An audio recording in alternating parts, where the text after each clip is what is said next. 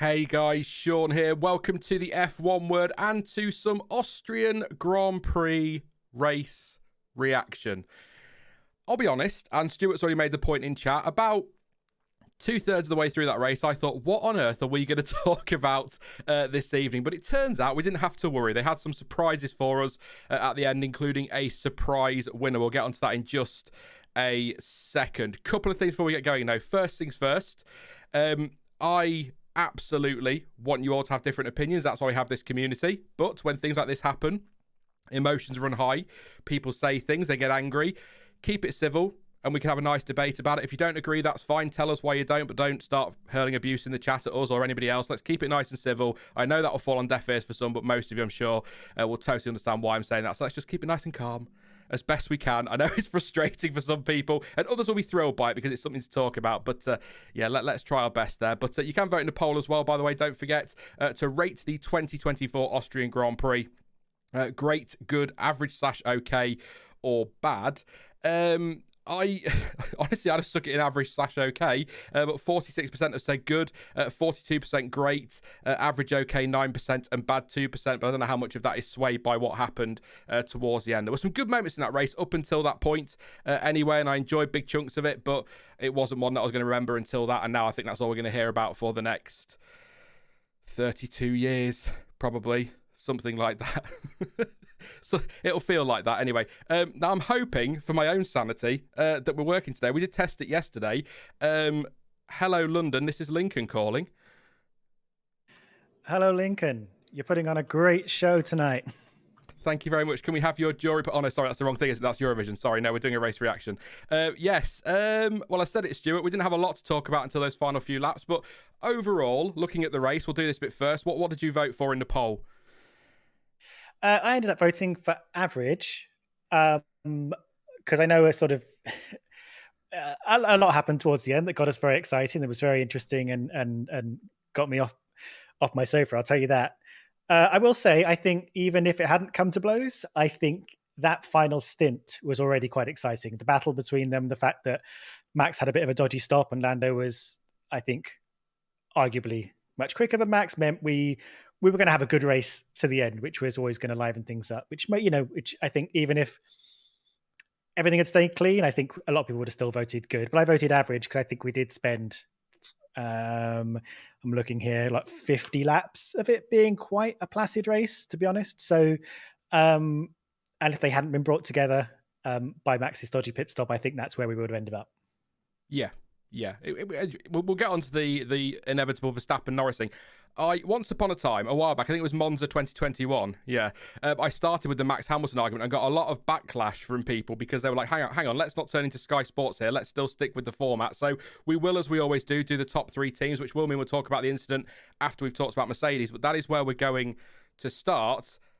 And an unlikely win for George Russell. I'm going to tell you now, Stuart, not a lot in my notes until he crossed the line to win the race, which was took the win.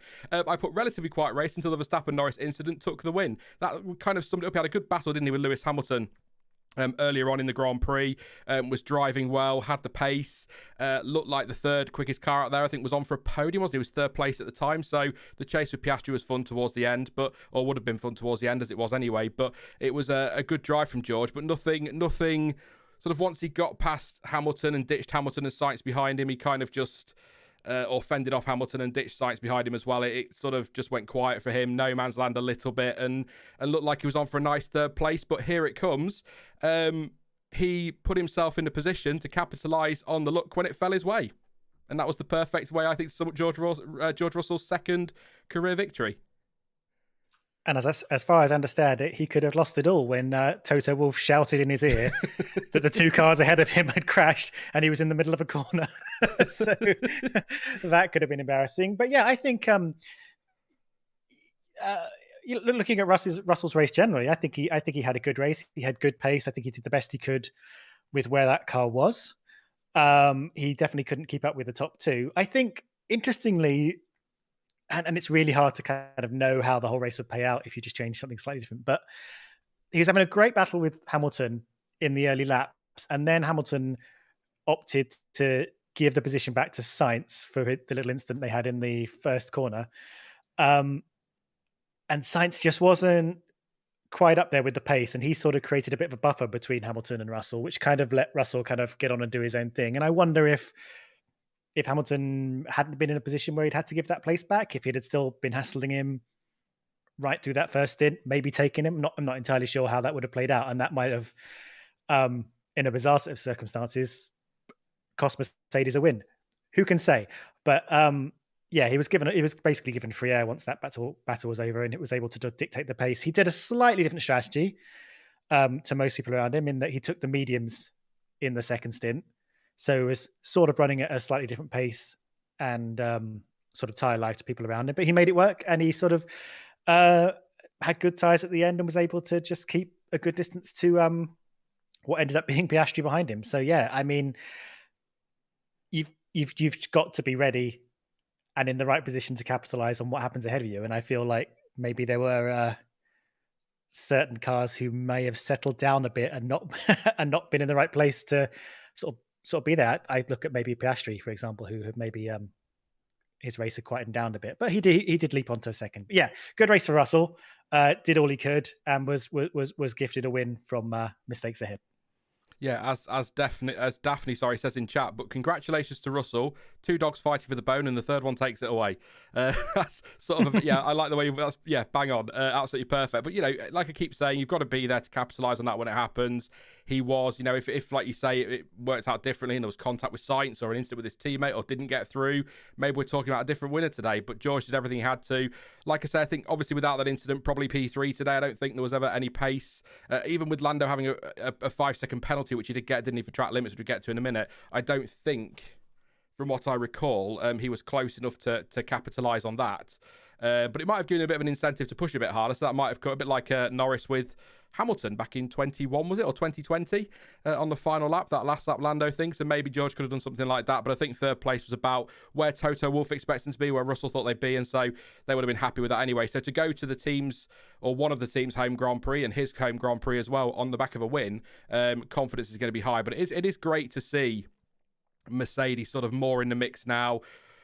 Ferrari when they're not Ferrarying in the mix, and McLaren fighting Red Bull, and Red Bull not having it easy. It's been a much better last sort of 5 or 6 races than that start of the season felt like it was going to be. So it's good to see another different winner as well. What's that? So that's Red Bull, 5. Ferrari, McLaren, Mercedes.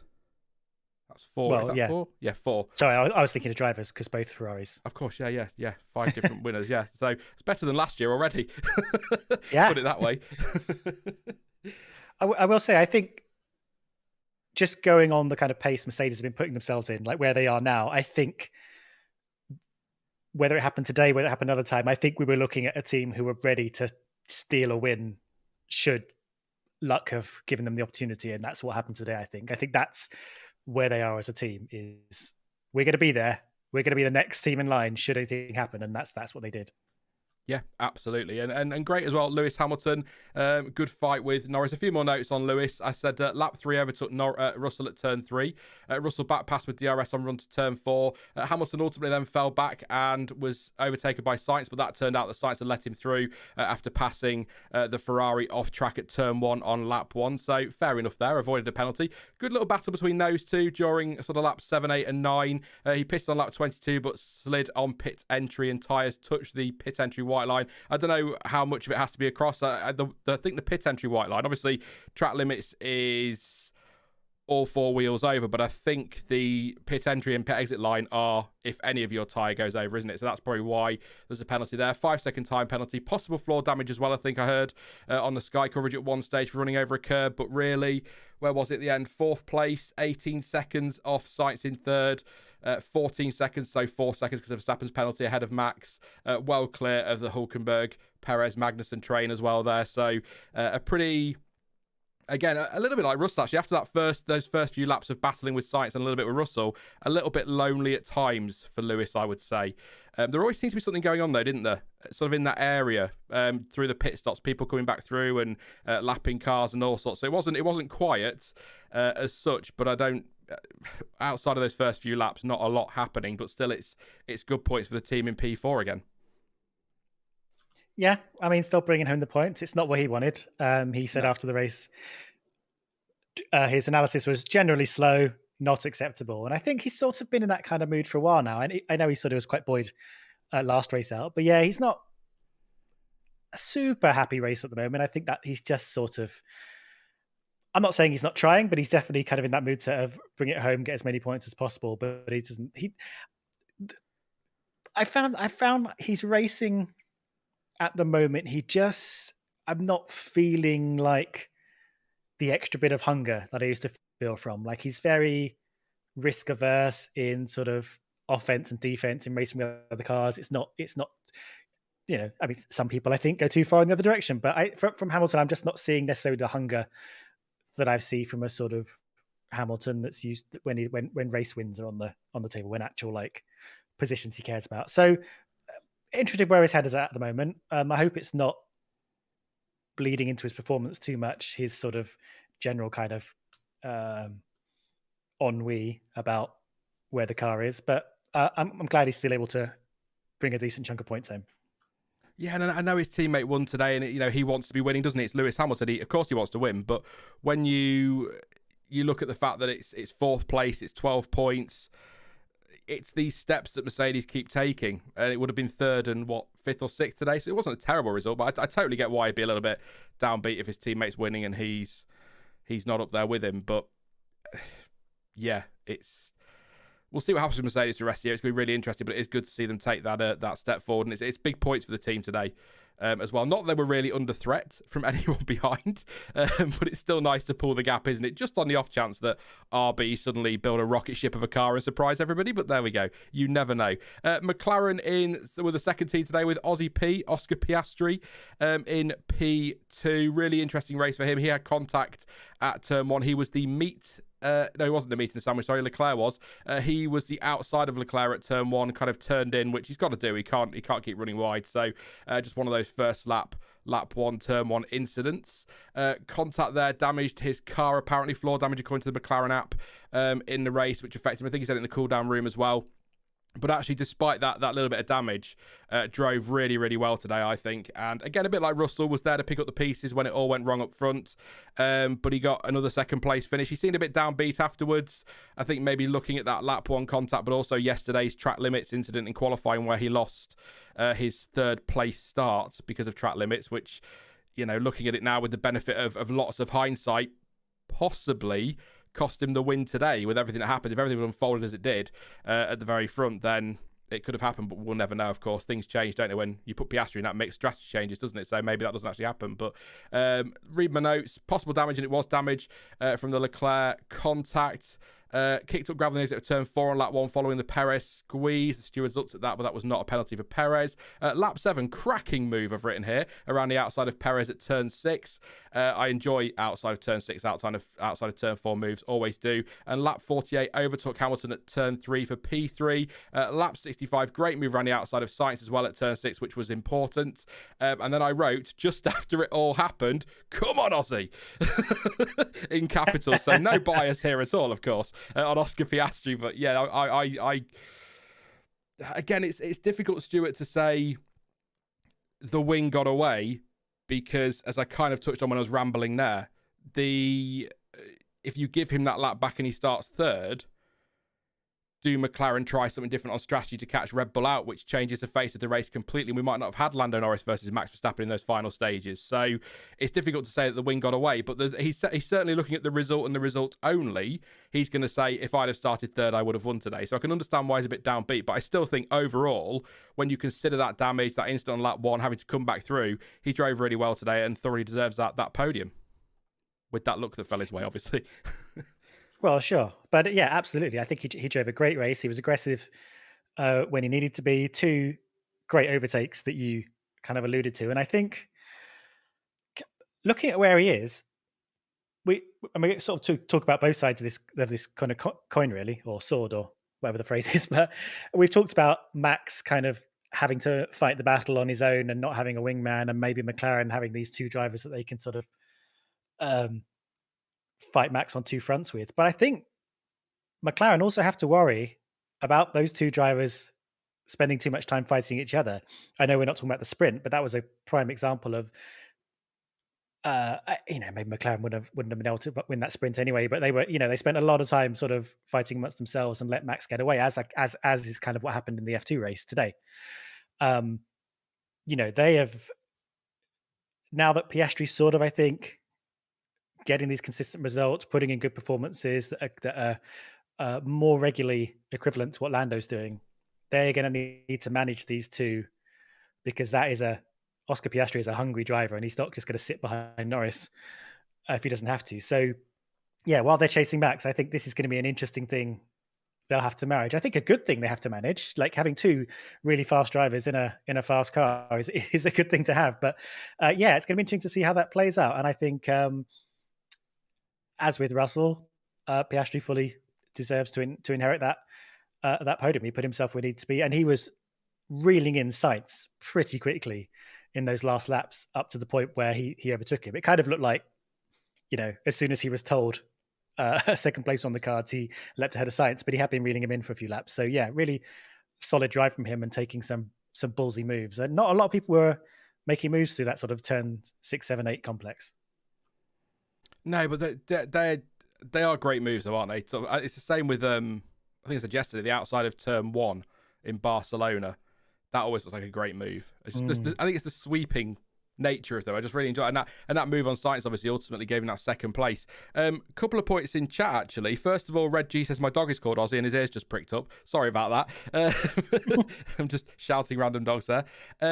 Some people questioning Max's win count. I'll check that in a minute. I thought it was 61. I may be wrong now. And I saw somebody mention that, and it's Warren M says could have caught George. Piastri could have, except he lost a second to George under the virtual safety car. So maybe something to look at there. But the virtual safety car is weird, isn't it? The way it works. It's sometimes you'll see a gap go from 5 seconds to 11 seconds, then suddenly drop down to about 4. It's really weird. It's all about delta, isn't it? It's sort of I don't know how it works. It's all very complicated, I'm sure. But yeah, great drive from Oscar Piastri today. Great points as well. And I'm going to build on the point I said yesterday, Stuart. You weren't on the stream, and you may not have heard it, but I'll say it anyway. 7 points clear now of Russell is Sergio Perez, and Piastri only 6 behind. That's a bit nervy for Red Bull if those two are going to start closing that gap. So we'll get to Sergio Perez shortly, but he needs to step it up, that's for sure. On the other side of the McLaren garage is Lando Norris. Now, pretty boring race. Nothing really happened. Great stuff. Just decided with a few laps to go that he'd had enough and was going to pit and retire, which I don't blame. It was quite hot today. And that was it. So next we'll get... No. I'm dreading this because it's been a while since we've had one of these, and sometimes people get a bit, as I said yesterday, people be crazy. So we'll see what happens. But I'll read through the race notes first. So told over the radio on lap 19 that hards look poor, so the medium stints are important. Pitted with Verstappen on both occasions, actually. Once for hard tyres, once for mediums. 2.6 second stop and 2.8, I think, was his second stop. Got stuck in launch mode after his first stop, and so team were trying to get him to reset that, but didn't cost him any time, really. And was wide at turn 3 on lap 51, but rejoined okay. Lost a little bit of time. Like his second stop. Had the new mediums. Lap 57 got black and white flag for track limits, and that's kind of where it all started to fall apart for everybody. At the front, dive bomb at turn 3, lap 59, got a big lock up, got the place but went very wide and had to give the place back. But as I put in my notes, surely has to be a 5-second penalty for track limits times 4, and it was eventually several laps later a track limits penalty, an obvious track limits penalty for going off the circuit, all 4 wheels over quite clearly. Went for it again on lap 53. Verstappen then went wide. There's some debate there about whether Max should have relinquished that position. That's something we'll get onto, I'm sure. But then on lap 64, I think it just all went absolutely crackers. Contact at turn 3, I've put here inevitable. I felt like that was inevitable. If it maybe not to the extent that it was, maybe not race ending for Norris and puncture for Verstappen, but I thought there was definitely going to be some sort of contact in that battle. It really did feel inevitable. Straight after that, I think Norris got a 5-second penalty, so that was a bit late for track limits. And then my notes just descend into WTFs and what's going on and damage for both and retire car for Lando Norris. The incident itself, just I've put in red here, definite move by Max to the left, who's to Norris on the outside, so a bit of a squeeze. It wasn't a huge move. You would think, from the way Sky Sports were talking afterwards, that Max Verstappen went full 90 degrees on the steering wheel and shoved him into a wall. There is a squeeze, and when you look at Anthony Davidson's analysis, it's very marginal, but there isn't quite a car's width there, and the rules state you have to leave a car's width, and so that is why ultimately Max Verstappen got slammed with a 10-second time penalty for causing a collision, which the penalty itself did nothing. He dropped to 5th after the stop, had the cushion over Hulkenberg behind and stayed P5, but it was game over for Lando Norris. So you look at that, by the letter of the law, and this will annoy CPB, rules are rules, by the letter of the law, it's very marginal, but there's not quite a car's width there, so you can see why the stewards have come to that conclusion. But there is a part of me that looks at that and thinks, it's not a lot in it, is there? There's a lot of damage there for what was ultimately not a massive... like we used to see with Verstappen at times, maybe a bit too aggressive swinging left, or like we saw in China slamming it up the inside of Sebastian Vettel and things like that. It wasn't that. A lot of people talk about that, Max from 2019 coming back. I don't think it was quite that bad, but there was a lot of moving under the braking before that. At least one incident with that was definitely very borderline with moving under braking. The other one maybe not so much, but. Do you agree with my assessment that was pretty much inevitable, Stuart, with everything that was going on? The dive bombs, the late moves, the frustration building on the radio, this lingering penalty for Norris, him needing to get past in case he gets it. Just felt like it was going to happen. I think to an extent. I was really hoping it wasn't. And we haven't really seen Max challenge directly head to head on track like this for quite a while. And again, like, you know, I felt like he sort of mellowed as a driver, like since 2021, he sort of um, seems to have matured a bit. But I still feel I know we're supposed to be talking about McLaren here, but like in terms of the, you kind of have to take both together. He's not great in defense, I think, particularly in wheel-to-wheel racing. And I think he gets a bit desperate, and think he gets over-entitled to space. And he's very, very bad at refusing to accept blame. And I feel he was moving in the braking zones 2 definite times, including the time that ended up in the result. And the one on lap 55 as well was was more significant, I think, the lap 55 move across. You could tell he was getting frustrated and desperate and wasn't prepared to give it. And there's part of me that thinks, there's a part of me that thinks this could be sort of on the limits of good hard racing, because it was really fun to watch between the pair of them, kind of what we've been hoping that the season has been building towards as the McLarens and Norris have got stronger. But it does get me concerned. We're going to sort of get into a 2021 situation in several races here where they're just going to be like coming together, having no quarter and ending up off the track. I think he was moving in the braking zone in a way that's not kosher with the rules. I think if he just calms that down a little bit, it would have been fine. I think it was marginal, but on the wrong side of the margin in how he's behaving. Otherwise, I think it was really good fun and interesting racing, and I hope like this year, the next year, we get a lot more of them racing sort of wheel to wheel like this. But I hope they need to figure out what they're doing. Max said, well, I suppose I'll say. I love well, that. I'm like. Well, part of me was like, are we talking about McLaren or are we talking about? We'll Red do Bull Max here? and Lando together. I think that's the best way to do it. Yeah. Max said you can't see from the outside where I'm braking, and actually, I'm turning and then braking. And I don't know if telemetry will out about that. He seemed a little bit philosophical. He didn't seem too angry about it, and he said he's gonna watch the replays and then have a chat with Norris about it, which is good. You know, I'm glad they aren't coming immediately to become from friends to enemies. But yeah, do you know what I mean about it sort of being marginal? I'm enjoying it, and I kind of hope we get more of this, but I hope it's kind of on the other side of the margin, the good side, where it's just good hard racing and not people shoving each other off the track. Yeah, I think it's one of those, reading what Max or listening to what Max has said afterwards, and the point you made there about what he said on the radio. He was very much, Lando's in the wrong, it felt like, and his engineer was saying the same, and Horner did post race wasn't overly happy either. But then when he got to the pen, his interview was very, I'm going to, as you say, have a look at this later and see what I think. And then probably by Silverstone, we're going to hear, yeah, I probably should have been more cautious there. It felt like he was maybe starting to just calm down a little bit, step back and go, maybe could have left a bit more space. But, there is, you've got to leave the space on the outside. I don't agree with, somebody in chat just said that Lando wasn't making any of the 3 moves. I think that final move where the contact happened, that's the move. Again, as Anthony Davidson was saying on his analysis, if you don't watch Sky, Anthony Davidson for me is somebody that is well worth watching on Sky. He always seems very measured with his analysis, and he's looking at it, and there's a better chance for Norris to sweep round the outside or tuck back under and make the move. So that felt more likely than the other ones, because those other ones just seem to be either going straight on or was too close. And it's all very weird. But it seems to be that from what I'm reading in chat and from what a lot of people say on socials, that it's the anger over the moving over the under the braking before that was more of a concern than the slight move left, which caused the contact. I think if that had happened in isolation, a lot more people would be calling a racing incident. The stewards still given 10-second penalties, but I think a lot more people would have been a bit more, these things happen. But I agree with Jonty. I did put it in my notes. The thing that actually annoyed me more and I thought was more dangerous was Max Verstappen with a damaged car refusing to let Lando Norris, with at that point still a damaged car but a quicker car, through and forcing him onto the grass. That for me was much more naughty than a slight move left which caused the incident.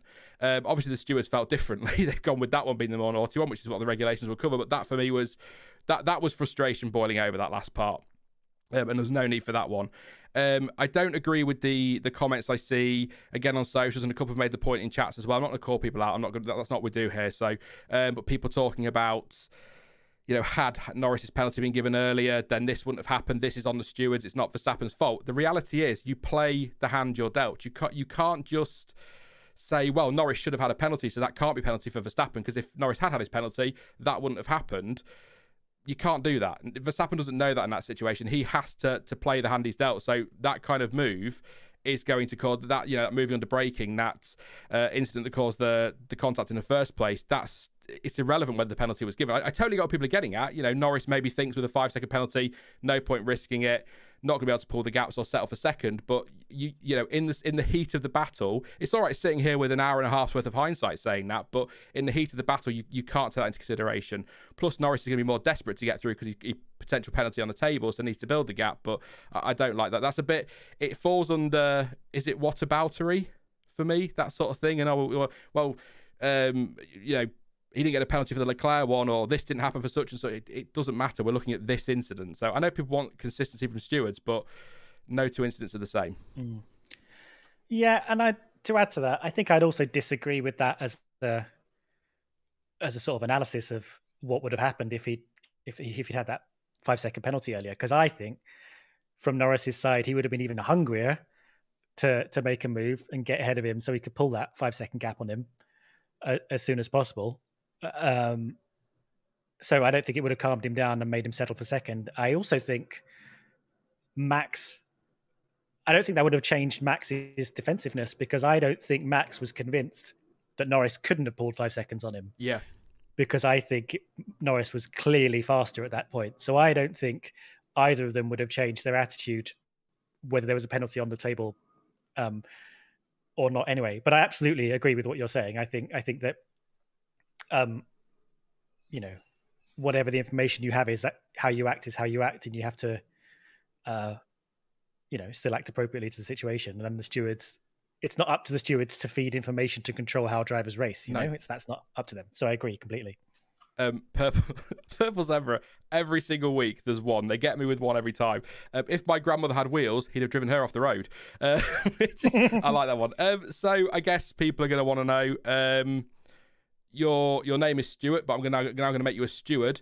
Do you think that penalty for Verstappen is, not the amount of the penalty, the 10 seconds, that is what the rules say now for that sort of thing, but the penalty itself, do you think Verstappen is predominantly to blame there? I'm going to go find the FIA document and then we can have a look at what they've exactly said. But yes, I do. The FIA document is quite sparse, actually.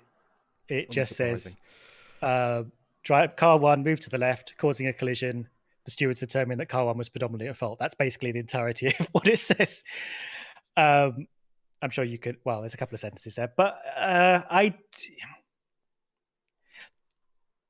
it's funny, really. I think I'm trying to think of this with like an absolute kind of clear head. That incident by itself, I think there's a chance that if that was the only thing that happened, I might have said it's a bit of a racing incident. It's a shame those were the consequences. I think the laps leading up to it and him being a bit of an arse afterwards while they both had damaged cars kind of add up to a case of Verstappen driving in an unsportsmanlike manner. I know that's not what they reviewed. They reviewed one incident, but I feel like his earlier moving while braking and things, and I don't think that was his worst. I think that was kind of a quite a medium move across. So it's interesting. So I think if that was the only incident, I think I might have been like, yeah, okay, Verstappen was at fault. But if they'd have said it was a racing incident, I might have been like, yeah, okay, fair enough. But I feel like in the context of the sort of laps, the 5 laps around it, I think it's a bit, or however many it was, I'd be like, yeah, penalty for like all of it. Kind of, I felt like it was building to that to that moment. It's interesting. I know they say they don't take into account the damage and things, but I also feel like that move left, if they bang wheels and Norris goes wide at turn 3 and then rejoins with no damage, I don't think anything happens there either, because it would just be a bit of a squeeze. It wouldn't have been. I know we see penalties all the time for forcing drivers off track, but I don't think there'd have been enough in that alone. I think the damage, maybe the other things, because I know they've only said in the document. I mean, they say here the stewards review video and in-car video evidence car 1 was approaching turn 3 with car 4 alongside on his left before turning in. The driver of car 1 moved to the left, causing a collision with car 4. Stewards determined that the car 1 was predominantly at fault and therefore imposed the above mentioned penalty, which is 10 seconds and 2 penalty points in line with precedent. So they say they don't look at everything, but sort of going to your point, human nature. Surely, even subconsciously, there's going to be part of them. I don't want to get into psychology, but subconsciously, there's going to be part of a Johnny Herbert, for example, or whoever else is in the stewards, who are going, yeah, but look at everything leading up to that, and they might not make that argument, but their mind might subconsciously sort of turn them to sort of take it more seriously. But I don't know how the stewards work. And to be frank and to be clear, I gave up trying to work out how the stewards work a very long time ago, frankly. So it'll be interesting if that sort of thing happens again between let's pick 2 names at random, a Ricciardo and a Leclerc, for example, whether it would be the same if everything before that was clean at Silverstone, let's say. So that would be interesting whether they do stick with precedent. But I think, yeah, I think we've covered that, everything that happened, and I don't want to keep repeating it, but I'll take some comments as well while we're waiting for the next point. I just want to ask you just briefly, because I think I'm unclear in my own mind where I stand on this. That final Norris running wide, where he sort of overcooked it on the inside, went over the sausage curb and then rejoined. And sort of incidents like that, I am unsure whether I think things like that should count towards your track infringements, because I feel like in doing, like, giving the place back, not gaining an advantage, things like that, I think are not necessarily cumulative towards you gaining an advantage in the same way that just running wide 4 times is your natural course of racing. I'm a little bit. I'm not sure I'm totally on board with that being a thing, even though technically you're like being absolutely strict about being over the line on pit entry and pit exit and all that, those kind of things. I'm like, sure, that's a safety thing, that's important. I feel like the going off track is a kind of, is this an advantage or not kind of thing, and I don't know. I don't know. I'm a sort of like on that. I agree. Yeah, it's a point I tried to make a few weeks ago that, and I put it to chat, that maybe when you put gravel on the outside of a corner, you don't then need the track limit penalty there, because the deterrent is, well, not the deterrent, but the limit is then the gravel. So it's weird to me when you see, like in qualifying yesterday, when Charles Leclerc went really wide and then it flashed up on the multi-viewer thing, lap time deleted. Well, okay, fine, but he's not gained anything. He's certainly lost a hell of a lot of time there. So I think on tracks that are mostly tarmac runoff, I think you need to be very strict on it. And at corners where it's tarmac, you need to. But I think if you've got gravel on the outside, even if, and people won't like this because of, the letter of the law and that, but even if your wheels are all 4 wheels over the white line, if there's gravel there, I don't think you need to then give a penalty. Or count it as a track limit infringement, and probably even actually if the car does squeeze between gravel and exit and other side of the white line, then you need to move the gravel trap in a bit more. But like they did at turn 4, I think. But you saw it all weekend with people going wide into the gravel and then lap time deleted, but they're not gaining anything. So I sort of not disagree with the Norris thing as such. I sort of agree with the overall point, but I think with the Norris one, he did go in hot and went wide, and that's him making that mistake, and that's different with the tarmac runoff. But if there's gravel there, then I think it is bonkers to then say we're also going to police this with a white line when you've got a gravel trap there to do the work. Seems odd, but it was nice not to have to wait several hours for a race result and 1,200 incidents to be reviewed, which was good. There were 16 deleted lap times this race, which I think is about 1,000 times, no, about 100 times less than last year. There were 83 infringements in the race alone last year and 20 penalties. Ocon getting about half of them in Austria last year. So it's an improvement. But yeah, I sort of agree with the point, but it's more the gravel thing. If you've got gravel there, we don't need track limits policing it. Those specific corners, obviously turn 3, turn 1, you still need to look at them. But it's the FIA. We'll see what they do. They'll probably change their minds. You know what they're like. But yes, I think that's everything. The only thing I will say on Norris is, just to add to this point before we move on to Ferrari, is that up to that point and everything with Max Verstappen, that final stint, it looked like he was the one that was on to win. I thought that the contact felt inevitable, but there was also an air of inevitability about the way that Norris was closing Verstappen down. The slow pit stop for Max as well didn't help. But I think even without that, Lando would have had the pace to take that fight to him, and maybe had the quicker car in that final stint. So I don't know. He was on mediums, wasn't he, to Verstappen's...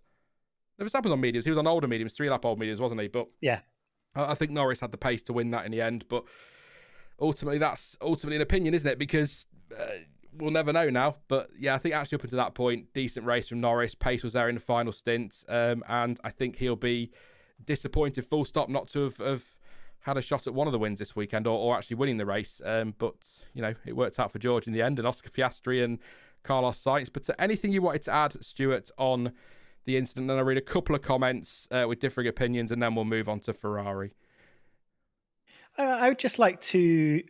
I'm going to be interested to see how Verstappen reacts to this by the time we come next weekend. You sort of alluded to it. I'd like to see him kind of show a little bit of reflection and think, you know, I had a part to play in this, because I think he has a habit of not really accepting any blame and being quite entitled to his space on the track and not giving any to others. So I would like to have hoped Max has moved on a little bit from that and show a little bit of contrition there. And I'd also like them to make, you know, to be good friends and stuff, and this not to be the catalyst of the beginning of the end, like Hamilton and Rosberg or whatever. Yeah. Otherwise, yeah. And I also hope, you know, we get good racing from these two from now on. Hopefully. Interesting times ahead, but it's good that we actually got some fighting at the front, so that's nice. A couple of people were making the counterpoint. You know, we said earlier about how, had the penalty come, you know, the whataboutism, the whataboutery, whatever it is, you know, if the penalty had come, that wouldn't have happened. A few people making a point that if Verstappen had been warned or dealt with for his moving under the braking, then none of that would have happened anyway. So a bit of a counterpoint there, just to make that for the sake of balance. Also, apparently my audio is a bit low today. Everything's turned up as it normally is. But I've got one of those short SM7B fellows, and they're a little bit weird with their gain and such. So if it's a bit quiet, then I'll try and tweak it for next week. So I apologise if that is the case. I think it was okay yesterday, so it might be something I've got wrong in settings, but I'll have a look. I was too busy trying to make sure that Stuart was definitely here for this one. It's all good. It's like you're getting a yellow card for accumulation of fouls, says Jake Faust. I think that's regarding the point I was sort of making there. Anything? I don't want to say there's anything different. Transient says Max is a hothead. We all know this. I hoped he'd matured a bit. I think you know, once things settle down, people will accept that Max is not the Max Verstappen that people. You know, I said it earlier. People are going, "Oh, it's just like 2019 Max Verstappen." You didn't watch 2019 if you think that was 2019 Max Verstappen. I tell you what, he was far. 2018, he was far more erratic than this. So he has definitely matured. So I don't think it's fair to just, on the basis of this, suddenly talk about him going a massive step backwards. But it was closer to that than we've seen in recent years. But you could also argue this is the first time we've been in a position for this to happen for a couple of years. So that's fair enough. I will say as well, Lando Norris did serve his 5-second time penalty. A couple of people saying in the chat when he pitted, he served his penalty before they touched the car and then retired him. So I wonder if... I'm not sure what the rules are on that. You'll have to go and have a look. But I think the fact that he served it means he won't get a 3-place grid drop for the next race. But it depends what the stewards decide, because if he's coming to retire, are they going to say, well, you were retiring the car, so you shouldn't have served the 5-second time penalty, you should have gone round again, like Perez did, if you remember earlier this year, I think it was, because he is retiring the car at that point. So it feels a bit weird to serve the penalty, but we'll see what they decide. Interesting stuff. Giuseppe said there are multiple factors in play, but I am still under the impression that there was still floor suspension issues there, perhaps with Norris there, the damage. It's not just Max, says Warren. No one at Red Bull will tell Max it was his fault during the weekend, so his opinion is unlikely to change. People have made the point on Sky, actually, that if you never address these issues, they'll keep happening. So maybe Red Bull do need to say, if we're blaming anyone for that, Max, it's probably you. But, we're not going to slam you for it. It's racing. But that's fair enough. A few people saying it sound fine. Some people saying a bit quiet. But, yeah, I'll have a play around with it in the week. Anything else?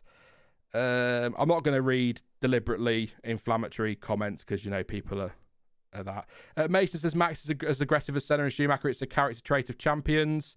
Yeah, but I'd make the same argument for them too. Sometimes you have to own things. Yeah, definitely.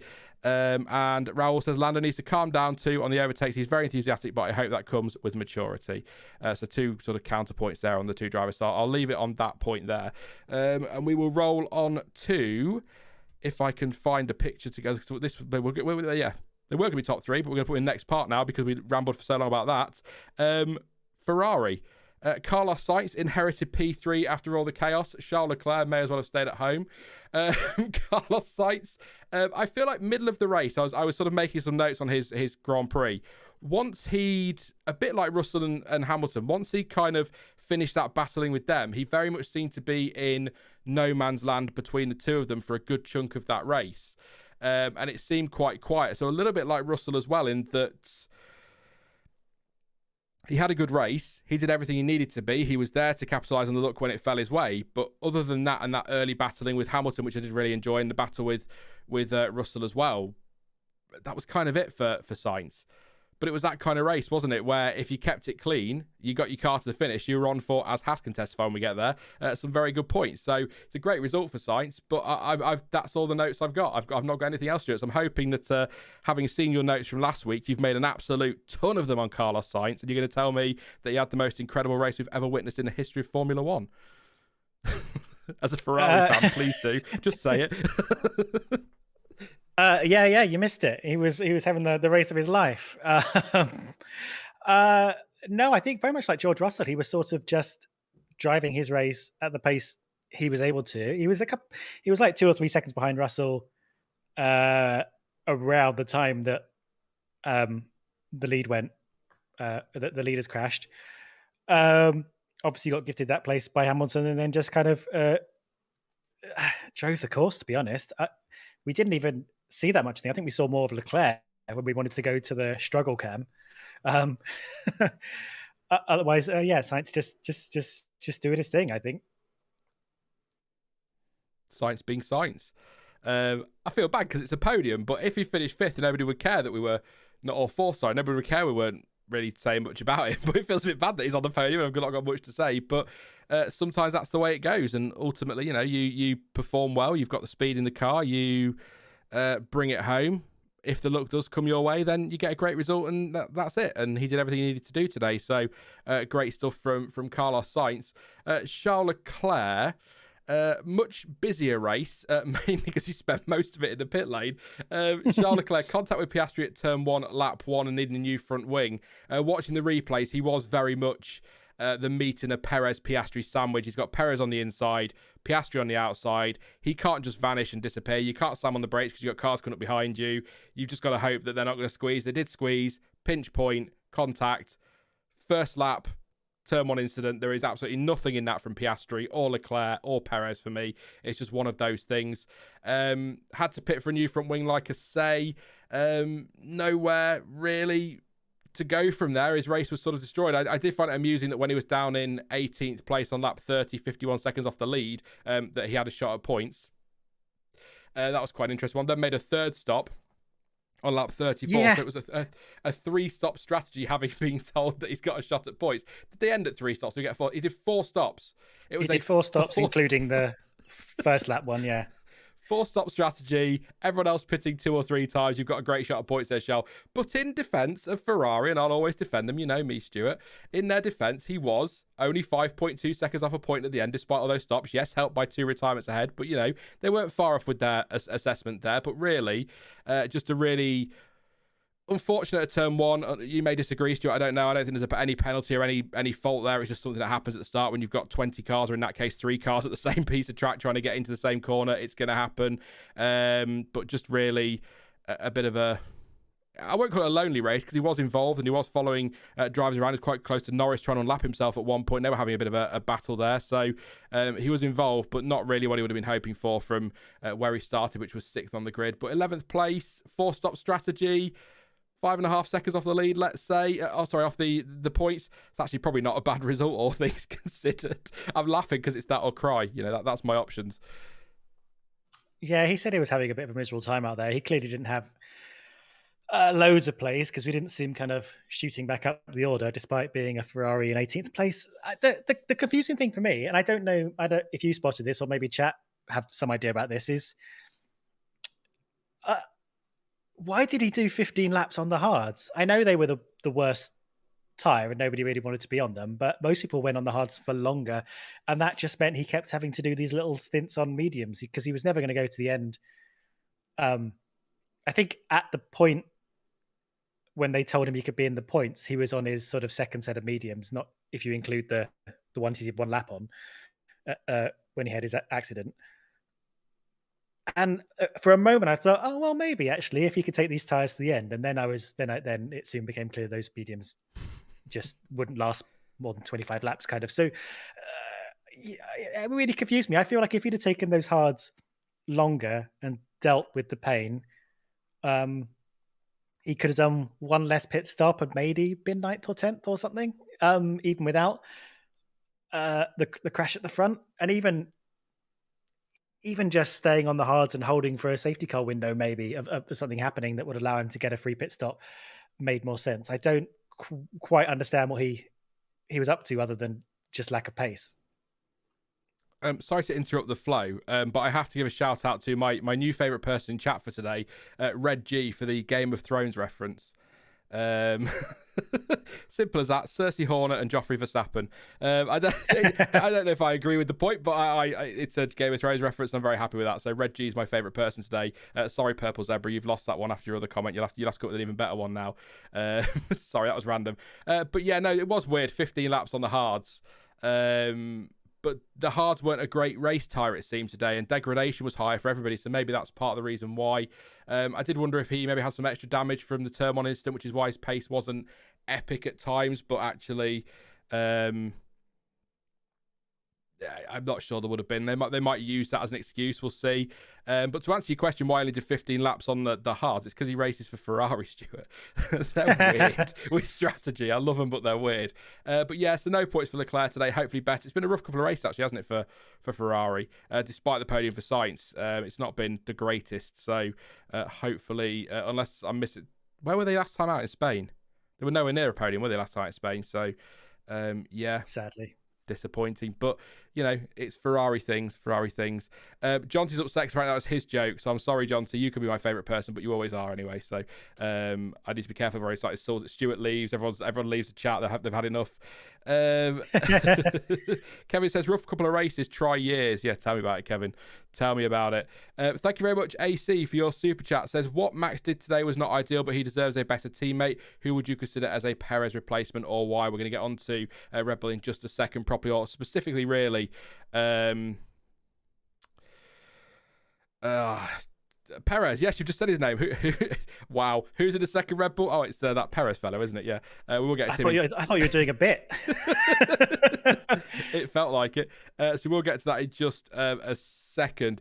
Please do drop a like on the stream, by the way. 600 still here, 140 likes. Let's get over 200. That'd be fantastic. And please do subscribe as well. We've got lots of content next week. We've got the qualifying watch along, the race reaction, and of course a preview for the British Grand Prix on Thursday. And I'll be sulking because I can't go again. But there we go. So please do drop a like and subscribe, and you can get your super chats in as well. I'll definitely read those ones out. We'll come to you in Q&A a little bit later. I'll answer your question as well, AC, a little bit later as well. I'll close the poll too, just while I remember. 43, wow, it's a tie. 43% say it was great, 43% say it was good, 11% say average/okay, and 3% say bad. So there we go. It's now changed to 42% and 42% because, YouTube and all that. So thank you for your votes there. Let's get on then to Red Bull. We've talked a lot about Verstappen. I think the only point I would want to make, which is sort of made already, is that prior to all of that sort of last stint, that slow stop, the 6.5 second stop, the moving under braking, the contact, and everything that happened afterwards, up until that point, Stuart, he looked pretty damn comfortable, didn't he? It didn't look like he was under any threat at all. And I think the slightly fresher tyres for Norris, the fact he managed to get into the DRS after the pit stop, the slow stop for Verstappen, all kind of created the perfect storm in that situation. But prior to that, I don't think he looked like he was going to be touched at all today. I suspect if he'd had a normal pit stop and they'd have come out 6 or 7 seconds apart, Norris would have caught up to him. Do you think?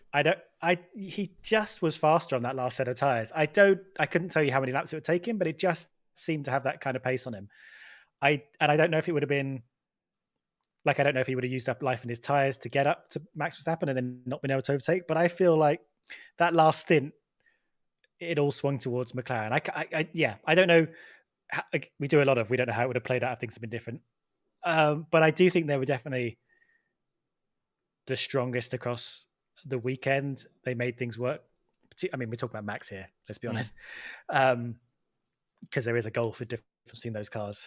But I think they're now at the point where they are not de facto strongest car. And I think Max is making up the difference. And I think what would in a sort of 2023 context be like, oh, Max is like, the gear is a bit funny, or the tyres or the car feels a bit funny, which he does with a sort of 20-second lead on people when he's basically just feeding back about the car to the team and not particularly worried about it. I think now there is more worry when things, because he was getting a bit edgy in the middle of the race when he was sort of, was it the hard set of tyres, or was it the first set of mediums? But at some point when he was like, I'm not happy with this anymore. I think when he had the two Haas cars behind him, I'd rather pit than just try and keep these cars behind me. And I don't care where I come out. Just a little bit more edgy. And at that point, he also had like a 6-second gap behind him as well. It didn't feel like he was confidently keeping the pace of this race where he wanted it to be. So I think it's interesting where they are right now. But yeah, I think he probably would have won without the sort of pit lane error, which is very, very rare for Red Bull, let's be honest, to have that kind of mistake. They're normally very quick and very together. But yeah, I think that third stint was very interesting for me about where they are. Yeah, slow left rear was the Verstappen one. Just checked, by the way, just to double check, just to confirm that slow left rear. 6.5 seconds. So that basically eroded his entire lead, didn't it, at that point? So yeah, I forgot about the Haas thing. Thank you for pointing that out, that they were basically keeping pace with the race leader at one point. Yeah, which was good to see. Obviously helped with DRS, but also fresher tyres I think they were on as well. But yeah, no, there definitely, it wasn't. I don't think Norris would have, because I think 6.57 seconds would have been the gap. He'd need quite a bit, but I think he would have got the gap down in the later stage, but I think Verstappen would have held on, but it wasn't as comfortable as we've seen over recent years and in other races as well this season. So, but it's great to see them being challenged, frankly, and somehow, despite everything, he's left with a bigger championship lead than when he arrived. Won the sprint yesterday, then he extended his lead again today by 10 points. So, whilst frustrating from the Red Bull side, and he'll be disappointed he didn't get the win today. It's a net win, isn't it? Because he's increased his championship lead. So we'll move on from Verstappen now. So we spent quite a while talking about him. We've got a lot to get through still. We've already hit an hour. So Sergio Perez. I guess just go back and read our notes or watch our notes from last week and the week before, or the race before, because it's kind of pretty much the same for Checo today. Started down in P8, up to P6 by the end of the first lap. Had that incident with Piastri at turn 1. He thinks possible side pod damage was reported, at least reported over the radio. So I'll check and see if Red Bull say anything on that one when the press release comes through before the end of the stream, hopefully. Back behind Piastri on lap 7, though, following a great Piastri move. He made a good few moves today, did Oscar Piastri. And there was noted for speeding in the pit lane, which usually means that's going to get investigated, which is pretty much a slam dunk. 5-second time penalty. Ended up P7. 54 seconds off the lead, half a second off Hülkenberg. Hülkenberg's last lap of 1:11.6, Perez a 1:11.9, so arguably beaten on pace by one of the Haases, and actually you put Verstappen and Norris back in the mix, and that's a P9 for Perez today. So not a great result again. Max Verstappen had, and this is the point I keep making, and it bores people, but I'm going to keep making it because it's the way it goes. If you're the second driver at a team like Red Bull, you've got a driver like Verstappen go for the title, you have got to be there to make sure you pick up the pieces if they have a bad race. In that car, the second driver, like a Rubens Barrichello would have done for many, many races, needs to be sort of second, third place, so that if Verstappen has problems or crashes out or whatever, he's there to pick up the pieces, and he wasn't again today. So P7 ultimately, very disappointing. And if I sound a bit flat about Perez and you're new to the channel, I defend him a hell of a lot, but I'm kind of, even I'm sick of defending him, really. I'm finding it very difficult to justify a contract extension for him, but it wasn't my decision. But, you know, there we go. If the second option was Daniel Ricciardo, then I'd probably still have kept Perez, but I don't think either of them are really setting the world alight. We'll get to Ricciardo in a bit, so that's maybe not fair based on this weekend. But yeah, just not good enough again from Sergio Perez. But I've not got a lot else in my notes, Stuart, other than just disappointed. Yeah, I feel like maybe Red Bull, when they did re-sign Perez, they're like, he's a known entity. We're in a good place. Maybe if we take the pressure off his back by, you know, knowing he's got a seat next year, that'll be good for him. And just hasn't worked out for them. And he's gone into a lull like he did last year. Now, he did make it through to Q3 this weekend, which is good. But considering Verstappen's at the top end, doing P1s weekend on weekend, and he's doing sort of P7 to P9, you kind of got to wonder what he's up to. And now, of course, Red Bull in a position where actually, constructors wise, they probably are starting to worry about McLaren, because even though Verstappen has that significant lead in the drivers, Piastri's getting points in on the regular. And if Lando Norris and Piastri, who are in what's clearly the second best car right now, are coming in and they're going to start doing seconds and thirds, seconds and fourths or whatever, even if Verstappen's getting wins, if Perez isn't bringing in the points, they as a team are going to start rising up towards Red Bull. It's probably quite an ask, but it's not impossible if Perez isn't there doing the legwork. And as you say today, he wasn't there to grab that win after the top two went out, or grab a podium at least. In fact, he didn't even beat Verstappen, despite all the Verstappen went through. So, yeah, I think there'll be some people questioning themselves behind the scenes at Red Bull, but who, you know, I think they'll be asking themselves, well, who else would we put in there? Because we're not set alight by Ricciardo, and our junior drivers are probably too junior. So, you know, yeah. But there is a Sainz floating around as well. So I was going to say, it begins with Carlos and ends in Sainz. Yeah, you're right. Yeah, I think they might be kicking themselves for not picking up that baton, which was so obviously up for the taking. But there we go. Yeah, Jonty and Ian making the same point as you, still finished behind Max Verstappen despite penalty and crash and everything. So 25 seconds behind Verstappen on track, Jonty says. So that's kind of bonkers, really, isn't it, when you look at it that way? Although a couple of people are making a point that he did have damage on the car. So if that is confirmed, then that will account for some of his pace. But it's still a long way back for a bit of I mean, it depends how substantial the damage was, doesn't it, really? But it's sort of, I guess the point I want to make is that yes, maybe there was damage today, but that doesn't explain why he was so slow last time or the time before, or there's no people say, oh, you know, he qualified badly because he didn't have any fresh set of softs in Q3. Yeah, but whose fault is that? He didn't have fresh softs in Q3 because he wasn't quick enough in Q1 to get through without using another set. That's the problem, or Q2, whichever it was. So it also has a knock-on effect to the weekend, doesn't it? So yes, maybe there is damage. Perhaps I'll see if Red Bull have said anything when Stuart makes the point he wants to make in a moment. But I just, if there is damage, that may have accounted for some of it, but it doesn't account for where his pace has been the rest of the weekend. So that was all, Stuart. Sorry. No. I wasn't trying to butt in, and I agree with you. And I think, you know, an easy rebuttal to that is, well, this isn't happening to Verstappen. Like, Verstappen's able to put the pace in, have the right sets of tyres he needs, make the strategy he wants. If he did get damage, the reason he got damage was he qualified in the midfield and therefore had 6 cars around him at turn 1 or in the first lap. whereas Verstappen didn't. The cars at the front give themselves a bit more breathing room. It's so, there are knock-on effects, but their knock-on effects all start with you're not as quick as we'd like you to be. So I think he needs to, be putting himself in a better position over the whole race weekend. Have the right sets of tyres, be on the right place on the grid, set your race up better so that you're not stuck in the midfield having fights you're probably not supposed to be in a Red Bull. There are some pictures of Twitter. There are some pictures of Twitter. There are some pictures on Twitter. There is quite a decent hole in his side pod, to be fair. Not the one that's supposed to be there. there is one towards the back of his side pod, sort of between the L and the E, the last L and E in Oracle there. So there is damage, to be fair, but come on. we can't keep making excuses, but that's a reason for some of that pace. That will cost him time. Any damage to a car does in the end, but we'll see what he can do next time out at Silverstone. Yes, Silverstone. It is British Grand Prix.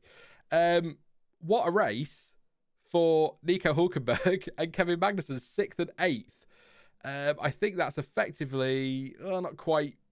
It's not quite 4th place, but they're 5th place team today. Fantastic result for them. Great drive overall, actually, from them, which is a shame. Hülkenberg started 9th and finished 6th. I have no other notes in there, so it's a shame I haven't got other notes. Is the point I'm making. And Kevin Magnussen, part of me loves this guy. So was told to save tyres, asked if teammate was doing the same, told he was. Magnussen said, fudge that. I think it was fudge, was the word he said. I don't think there was anything worse there. I can't imagine he'd be swearing on the radio, which did make me chuckle. But that's all the notes I've got. So we're going to go and see if Haas have got their press release out. They all look very excited on Twitter, so I assume they're quite happy with that result, and understandably. Yeah. Are you surprised by this, Stuart? I mean, again, a bit like we said about Russell and others for different positions. They've got their car to the end. They had some good race pace. They kept it clean and tidy for the most part. They had a couple of moments between them where they ended up off track, but, mostly kept it clean and tidy and then picked up the pieces when everything went wrong ahead of them. So a fantastic result. Yeah, definitely. And I think they're all working pretty well together as a team as well. I know they sort of fight with each other and stuff like that, but I don't think they're starting World War III in the way that things are going on at Alpine. I think I turned to my friend who I watched the races with today, and I was like, you would not believe how bad a position they were in during preseason testing when we were like, these guys are going to have the worst season of their lives. But they have been solidly kind of around the margins of the points pretty much the whole season long. Sort of sometimes they're 11th, sometimes they're 8th, but and I guess you could say they would be 8th and 10th without the sort of stuff that happened at the end of the race. But good for them, honestly. Solid pace, worked together. Maybe disregarded some radio messages, but yeah, I'm really happy. And once again, they're just picking up little trickles of points. Quite a lot of points in this case. Is that double figures? It's moved them up in the championship of play, so yeah. I'll tell you, I don't know if you're like this. Ever since we moved to points for the first 10, I can never remember off by heart what all the points are. I'm fine with top 6.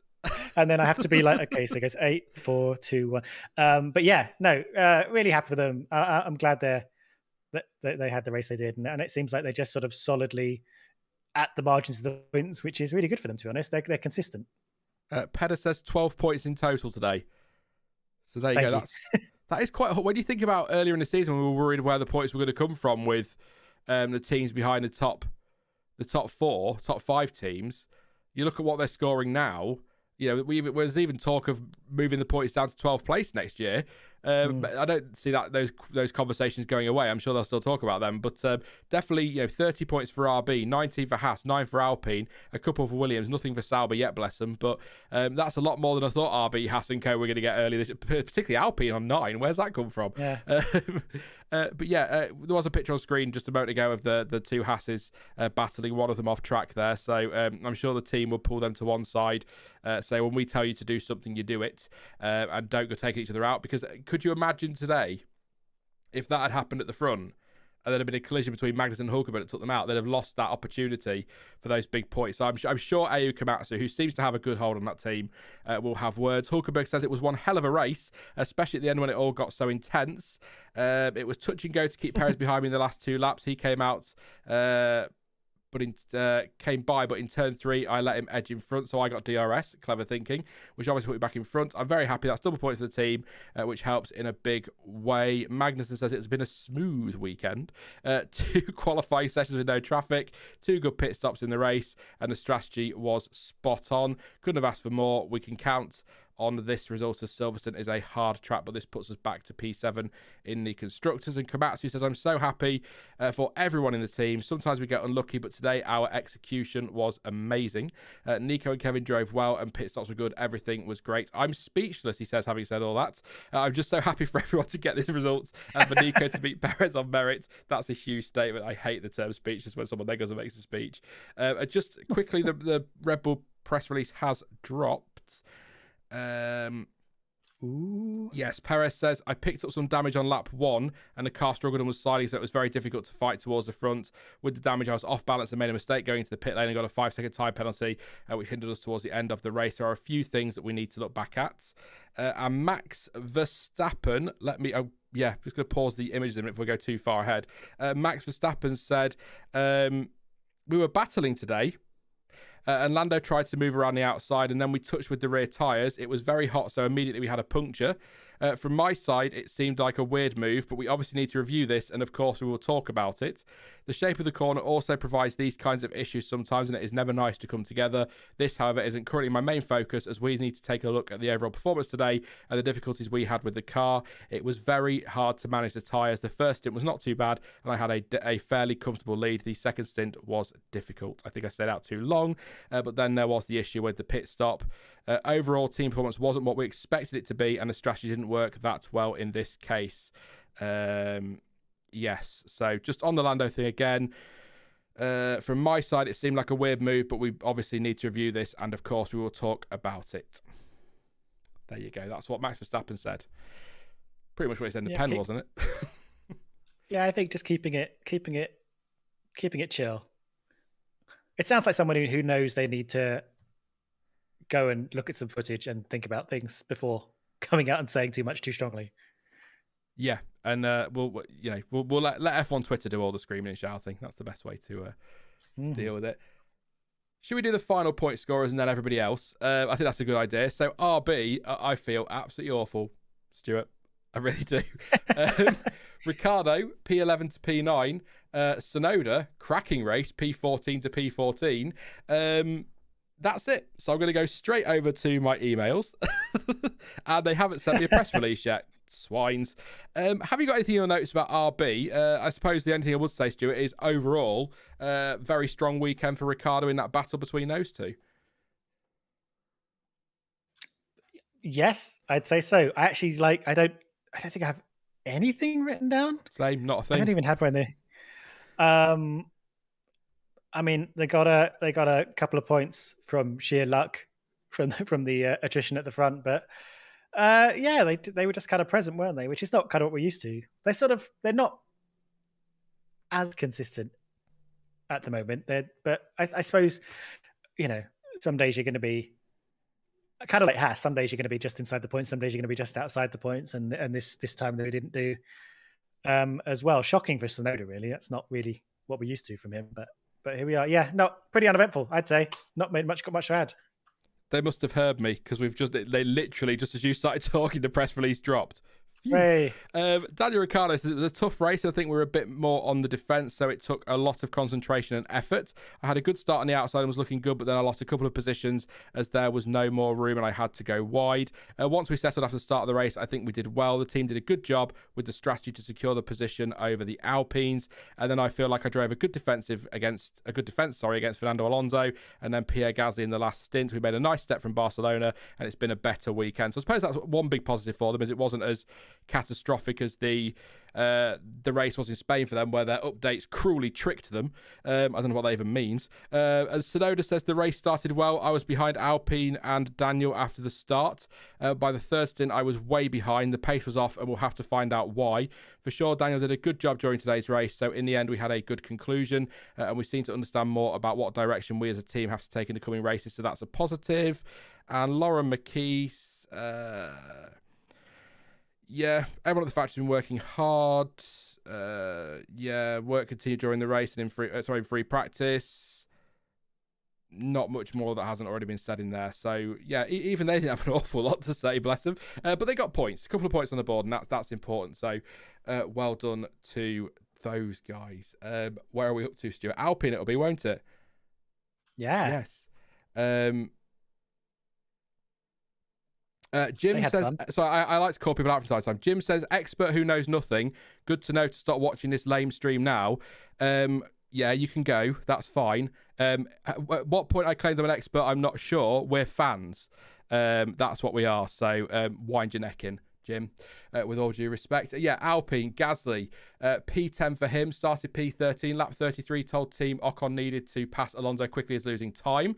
It's not like the Alpine drivers to have a moan over the radio, so that was nice and rare to hear. Tried to pass Ocon at turn 3 on lap 35, but was forced to go wide. Was not happy, which is fair enough. Lap 40, lovely move on the outside of Ocon at turn 4 for P6 and P8. Sorry, inside of turn 4. No, outside of turn 4 and then inside of turn 6. That's what I was saying. That's right, for yep. P8. Do you know what it is? It's the corners numbers. They're wrong.